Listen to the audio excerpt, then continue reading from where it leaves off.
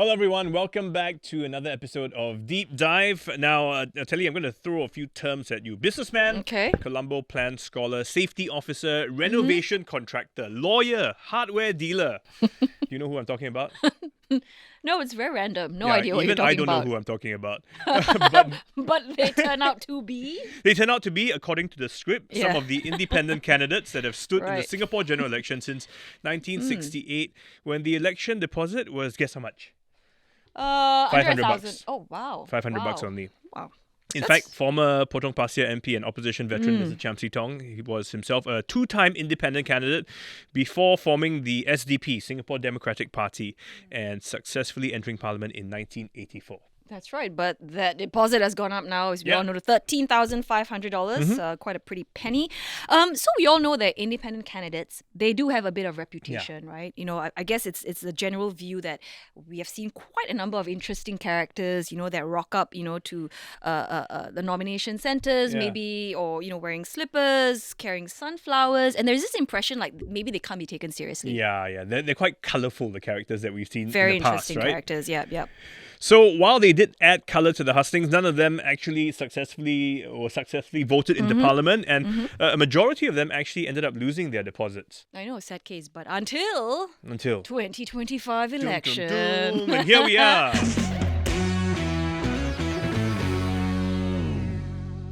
Congratulations on not losing your deposit. Yes, not being laughed at, laughed off. In fact, they did better than some smaller parties Yes. who didn't get their deposit back, unfortunately. So a whole bunch of people have questions for you. I mean, basically they want to know about your journey, why you got into this at all in the beginning, and I guess how it turned out for you, what the experience was like. So maybe very quickly, just give us a brief overview. Jeremy, you want to start first? I think the experience was actually very overwhelming for the support I've got. Many of the volunteers actually signed up to be volunteers on the nomination day itself. Prior to that, it was only like a couple of friends who said they would help distribute flyers. Right now, I think we have like about 500 people who say they would want to work on not only volunteering for myself, but also for growing this independence movement. Wow. 500 people. Yeah. That's quite amazing. Darryl, you have those numbers. No, not as big as Jeremy's, yet, but maybe. yeah, but I think it's about the same experience. It's exhilarating, it's crazy, but pretty overwhelming as well. So So I have to admit, right, I have this withdrawal. Now that GE has ended, right, you're like, oh, what's next? You feel like this. Lacking some meaning in your life. Yeah, exactly. So, but I'm not even, you guys are the candidates. So do you also feel that way, Darryl? yeah, I think because for the past 9 days during the campaigning period, everyone was like out there, walkabouts, door knocking and stuff. So now I feel like, the energy level has gone low. So Okay. that's a little bit of withdrawal for me. Yeah. What was the hardest part of this whole journey? It's really like talking to people using Mandarin or even like dialects Okay. to speak to people, because my side, like most of them are seniors if they're hanging out at the coffee shops and stuff like that. So I will have to like talk to them in Mandarin and like ask them to vote for me. Right? And it's, I've read in your interviews I've seen, and you have said that you were actually very, very, very shy. I am. I am very shy. So do you feel that this experience, it has forced you to come out of your shell and actually open up? It does actually. Like I usually don't go up to people or even do door knockings in the past. So but this time round I really like went out, like just talk to everyone sitting down at the hawker center, coffee shop, just one to one, like really just go out there and like talk to them. So it's really different. Yeah. So now if you go out somewhere and you see the pretty girl sitting across the room, you will be daring enough to go over and talk to her. You are single after all, aren't Right? you? Yeah? Okay. Putting it out there. If anything at all, is worth it for that already.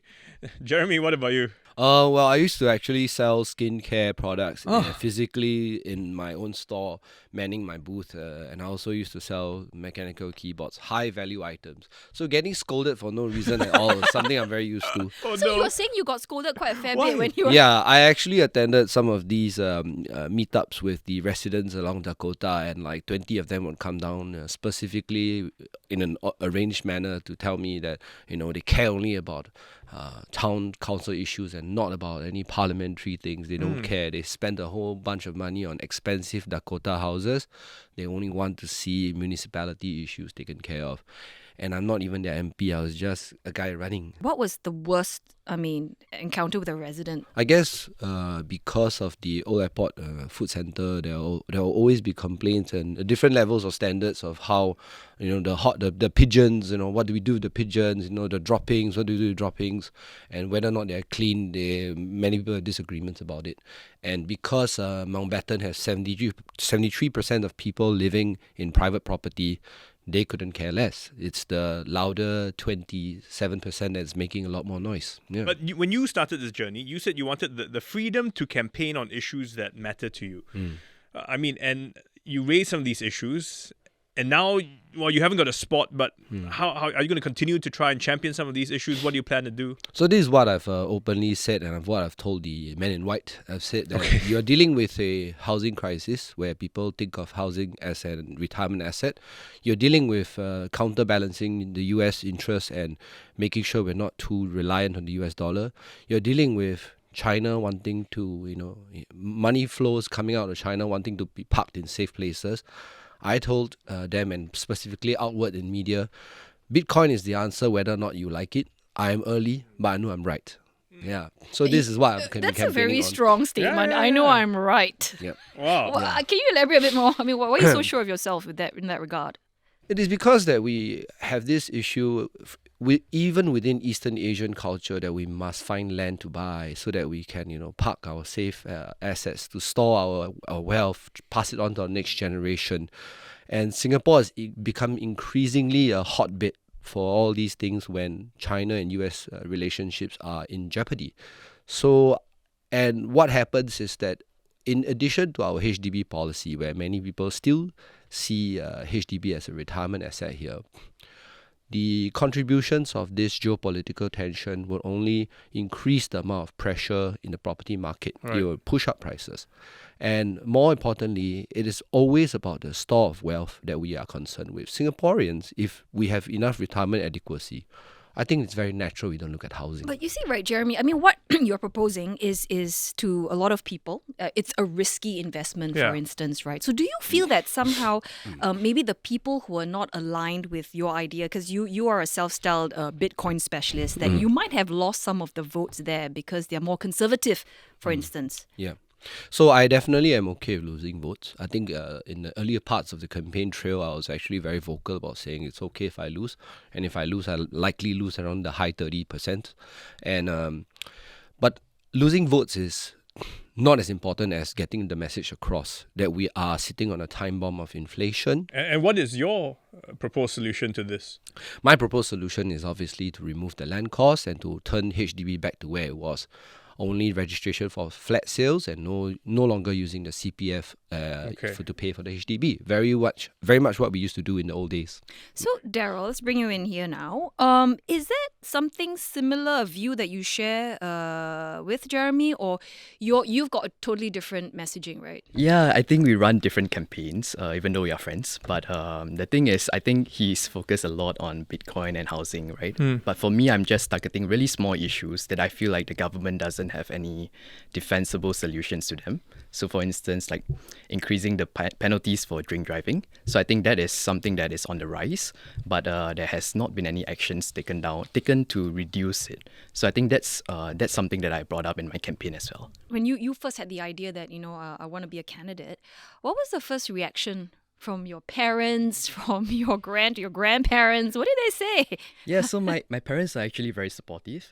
My dad is in the civil service, so he doesn't openly support me, but it's all like he's very supportive. So everyone is actually very supportive. So even my mom, like she cuts out the newspaper cuttings of me and reports and like put them in folders. Who had to foot the 13,500? Was it your own? Yeah, it's true. From my your own own savings. pocket. Yeah. Okay. And you, interestingly, I mean, I'm not sure so much about you, Jeremy, but Darryl said that you had donors who wanted to actually fund your campaign because you spent about $12,000 right on flyers and all that, and you said no, you don't want to. Yeah, I think there's a lot of DMs coming in like, oh, can I donate to your campaign? Or even people meeting up on walkabouts. They ask like, oh, can I give you some money, like so that you can fund your campaign and then you can do better. But I just rejected all of them because I didn't want to like appear, because I think everything is rising right now, like cost of living is rising. I don't want to get money from others to actually fund my own campaign.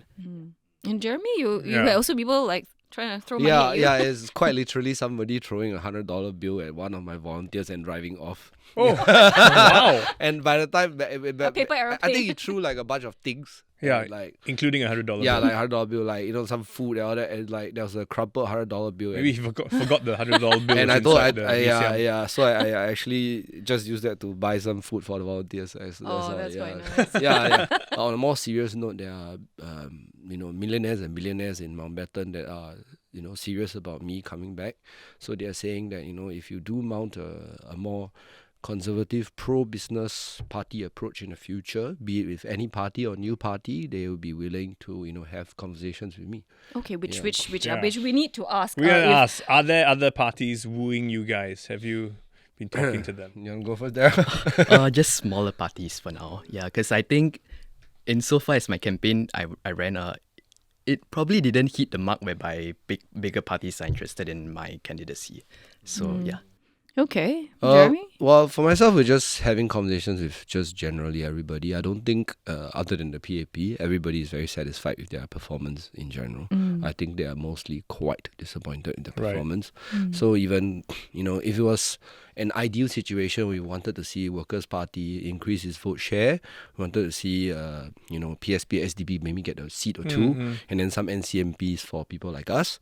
But that totally did not happen. We kind of went back to status quo. So, But I how think- do you read that? Because, I mean, the results, we got to admit, were surprising for many. But it basically is a clear sign that the population is choosing to go in this direction. How do you feel about yeah, that? I read that in terms of how in places where Workers' Party contested, the absolute votes increased and is higher than the PAP. But yet the PAP still has more seats and the Workers' Party didn't gain any additional things. So going forward, I will do some political advocacy on the boundaries because we want to be able to speak directly to our residents, walk the grounds, but we don't know which wilderness we are walking to, honestly. So you're sometimes. worried about 2030. Is it going to your decision whether you're going to stand in the next election? It hinges on the electoral boundary? Yes, because I'm a resident of Marine Parade, and that is where I experienced a walkover. So now I must consider, honestly, how to tackle Marine Parade and also Mountbatten at the same time, because I don't know if Mountbatten will be part of Marine Parade. Anything could happen. McPherson has been in and out of Marine Parade multiple times. Yeah. Okay. And you have the similar view on that, right, Yeah, Darryl? yeah, because I've been living in Radin Mas for most of my life, and I think in this electoral boundary, for instance, part of West Coast was also included in Radin Mas. So we wouldn't know how the boundaries are going to shift in 2030, and I think a lot of people are asking, oh, why don't you walk the ground earlier, right? Why don't you do walkabouts earlier? But you wouldn't know which ground you're walking. The next time, Radin Mas might be inside Tanjong Pagar, we wouldn't know as well. Yeah. So it sounds like both of you have plans to give it another go. Is that true? Would you come back in 2030 and give this another run as an independent again? Right. I think insofar as this campaign has gone, right, I haven't hit the mark yet, right? I haven't made them change some of the policies that I've raised. So clearly, like, this campaign has gone like elsewhere. Like, I haven't seen them made improvements to some of the policies. So likely I will run again. Yes. I guess there are many people that are encouraging me to run again. I have actually residents that just came back and said, I couldn't vote. What happened in the last 7 days? Because they were busy at work. Because Mountbatten had the highest absenteeism in the whole Wow. of Singapore. Wow, what was it? It was 92% was the national average, right? We had 12.2 absenteeism rate. So And was it because people were traveling? Was that yeah, the because reason? it's smack between May Day and the Yeah. Vesak Day, right? So and the people of Mountbatten, they generally have money and they have businesses, they have work overseas, families overseas. So why they pontang, I don't know, but there are many reasons why, right? Yeah, I just wish more people turned up. Now that you've had a chance to walk the ground, to speak to residents, you understand some of the needs and concerns out there. I mean, how strongly do you feel that it is important for us to have independent voices in Parliament? Actually, very important because I felt with this election campaign trail, there were many opposition parties screaming impossible things, spend this, spend that. And I think that in general, it just cast a whole shadow on just opposition quality. And I was actually quite upset and disappointed that there were so many propositions out there that asked say if I'm elected, I'll spend this way better than Right. the PAP, which I've been very vocal about it. Nobody spends money better than the PAP because they have so much information on how to spend money better, right? So overall, there were many people that just cast us off as independent candidates again. And why is because they've watched all these rallies at the start of it, right? I think the first 8 days there were so many rallies that were fiery, full of accusations at each other, mudslinging. It didn't serve us well, and that's why I found the need to actually hold my own independent rally, because then I'll be able to let me separate myself from everybody else. And yeah, you're 36%. I mean, that's the highest of any independent candidate in 50 3 years. Yeah, Yeah. 53 years. So, I mean, does that make you feel like, okay, I kind of did something good here, and that is going to reinforce your values, your belief, and therefore the chances of you standing in 2030 is going to be much higher? Yeah, I set out to set a very high benchmark for how independents want to run their campaign. So going from the groundwork to social media, people being able to book my time as a house visit, book a call, Yeah. email me, IG, all of the rest of it. Do you exchange you notes were- in between, like, you got some ideas, We did remind each other to fill up the forms in time. And logistics stuff. Yeah, and, yeah. And then we're like, hey, your logo, what's it gonna be? Then it's like, this is gonna be a duck now.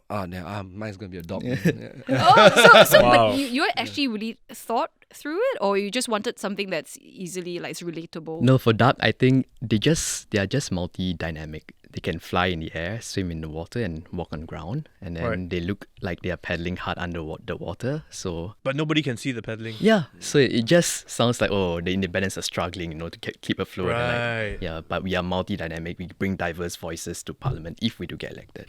So yeah, that's why I chose the duck logo. Okay. Why did you choose a dog? Because I know the dog logo will be under the PAP, so it will be the underdog. That's your level of joke. That's your level of joke. Hey, Yeah, come yeah. on. No, but I mean, because I have 3 beagles, I was campaigning Yeah. for pet causes. I love my beagles, and they're loyal. They work hard, for food. And I thought that would be very cute, lah. And then since he picked a duck, I'm like, I'm going with a dog, man. Yeah. So when I've asked Gerald this, but yourself as well, who was the first person you told about this big idea to stand? I told my wife in August 2023, and I was actually very sure last year that it's going to be Mountbatten. I just kept quiet, that's all. What did she say? She was like, huh? Election need to do what? That's it. That's about it, actually. Yeah. And how was she during the whole campaign? I mean, now that she's seen you, She managed my volunteers, so it was pretty much a 2-person show with, I think, my election expenses, including the rally, which was $9,000. yeah. Including rally, it was $17,000. So that was my total I spend. just want to verify this. Is it true, everyone talks about, the story of humble beginning, rags to riches, being, retired Yeah, at 34. So is it true that you grew up in quite poor, Yeah. I mean, so you're both self-made, my... right? So I grew up in Jurong West, then I moved to rental housing for a while, then I moved to somewhere in Tanjong Pagar, around where near Darryl stays. Both my parents were former bankrupts, and at some point in time I actually had to walk over to my cousin's house to shower because there was no water and electricity at home. Okay. My Singtel bill was under my uncle's name because back then, if you had undischarged bankrupts, you can't register for a phone line. Yeah, so I've also had the official assignee go over to our house and stick the tamper-proof stickers before. For a long time we actually self-sustained on like if it's my brother and my father, we eat like 3 packets of $2 chicken rice. Did any of that, in a way, make you also want to try and run? Yeah, because I think growing up, you have this feeling like, oh, why can't more be done for me? Yeah. The PAB must do more. And then you get older, you're like, oh wait, I need to do more. And then I come to this stage of life, and I'm like, actually, we all need to do more together. Yeah. Okay. So you, I guess now because you are retired, but for Darryl, you have to find a job, right? Yeah, now I'm going back to work You're soon. going back to work. Going back to Yeah, work so soon. can you share what will you be doing next? Likely doing something related to tech policy, so maybe in a big tech firm.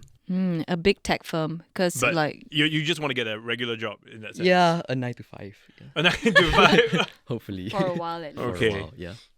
Has this journey changed your perspective on anything, on life here, on the way Singapore runs, on Yeah, I've been invited to a lot of different chat groups now. Yeah. So I get to see like the insight of how political parties work, right? So I think a lot of youths, they are also like me. We don't know anything about politics for the longest time, right? So now I think as we stand for elections, being independent candidates, I think now we inspire like more youths to actually Yeah, I was read going up to on. ask actually, what is your number one advice for, somebody your age and thinking like, hey, actually, I'm inspired now. I want to run in maybe 2030.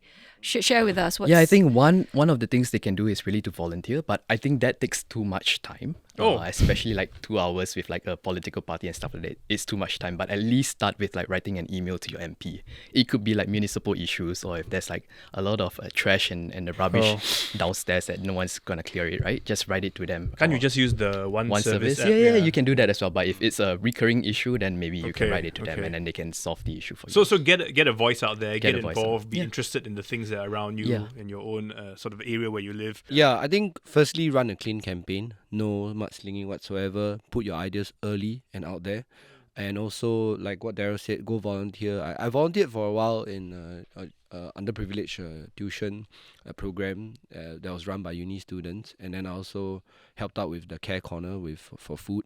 So and having grown up in my environment, I thought that certain things, I didn't need to understand how poor people live because I lived Right. that life. But going about all these things and making sure you're open to criticism is very important, because if you don't do that, sooner or later somebody will say, why is this candidate capable of being an MP if he cannot take criticism? What is the biggest criticism you received? I mean, of course, I have people that say, hey, why are you proposing for our national reserves to be, have some power with Bitcoin? Is it very risky? And I encourage them to use AI to, go and speak to people, go to YouTube to learn more. I say, don't trust me, just go and learn by your own self, and then we'll have an honest discussion about these things. Yeah. Yeah, but it's Bitcoin, so you need to do it bit by bit. Yeah. Exactly. On that note, Yeah, okay, gentlemen, so Yeah. we hope to see you again maybe in 5 years from now. I in don't 5 know, maybe years, even yes, sooner, yes, still Or is about there a to- by-election, is it maybe? Who knows, right? Anything can happen along the way. If there's a by-election, will you step up? Yeah, for sure. But I think more people than ourselves will step up. Yeah, okay. Okay, well, thank you so very much, Yeah, gentlemen. gentlemen. All the very best in your journey. We Thank look you forward so to seeing you much. again in 2030. On that note, yeah, it's a wrap. Yeah, we'll be speaking to Jeremy and Darryl, both independent candidates for the recent general election here in Singapore. And on that note, this is Deep Dive. A shout out to our team: Tiffany An, Junaini Johari, Joanne Chan, Saya Win, Crispina Robert, and Alison Jenner. Video by Hanida Amin. We'll see you next week. See you then.